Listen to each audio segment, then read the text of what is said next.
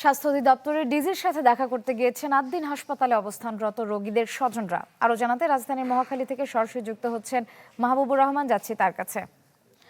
মাহবুব, ডিজির সাথে কি দেখা করতে পেরেছে রোগীদের স্বজনরা? কি আলোচনা হয়েছে জানাবেন বিস্তারিত।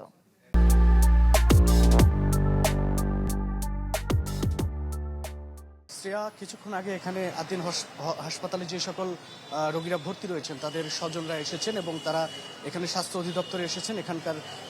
এখানে তারা দেখা করতে চান স্বাস্থ্য অধিদপ্তরের মহাপরিচালকের সাথে এবং তারা কিছু কথা বলছিলেন যে এই মুহূর্তে যারা আদ্দিন হাসপাতালে রয়েছেন ঠিক তাদেরকে সেই হাসপাতাল ছাড়ার কথা বলছেন হাসপাতাল কর্তৃপক্ষ, কারণ সরকারি নির্দেশনা যেহেতু রয়েছে সেই কথাই কিন্তু হাসপাতাল স্বভাবতই হাসপাতাল কর্তৃপক্ষ বলছেন। তবে এখানে যারা দেখা করতে এসেছেন স্বাস্থ্য অধিদপ্তরে তারা বলছেন যে 6টি হাসপাতালে নেয়ার কথা বলা হয়েছে সেই হাসপাতালগুলোতে আসলে তারা যে সেবাটি চাচ্ছেন সেটি আসলে এই মুহূর্তে তারা পাচ্ছে না। তারা যেটি বলছিলেন যে এনআইসিইউ এর যে ব্যবস্থা এটি আসলে অন্যান্য যে হাসপাতালের কথা বলা হয়েছে যে কয়টি সেই হাসপাতালগুলিতে এই মুহূর্তে তারা পাবেন না, তারা যোগাযোগ করেছেন এই কথা তারা বলছেন। এবং যে সকল ক্রিটিক্যাল রোগী রয়েছেন সেই হাসপাতালে সেই সকল রোগীদেরকে আসলে এই মুহূর্তে সরিয়ে নেওয়া কতটুকু যৌক্তিক হবে সেই কথাটিও কিন্তু তারা বলছেন। এবং কিছুক্ষণ আগে তারা এসেছেন এবং তারা এখানে অপেক্ষা করছেন এই মুহূর্তে এবং তাদের কয়েকজন কিন্তু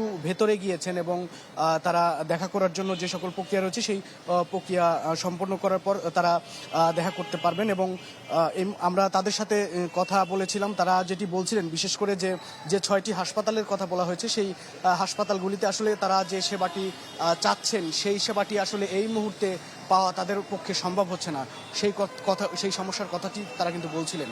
শ্রেয়া, ধন্যবাদ মাহবুব। দর্শক, আমাদের সাথে সরাসরি যুক্ত ছিলেন মাহবুবুর রহমান, জানাচ্ছিলেন আদ্দিন হাসপাতালে অবস্থানরত রোগীদের স্বজনদের স্বাস্থ্য অধিদপ্তরের ডিজির সাথে দেখা করার বিষয়ে।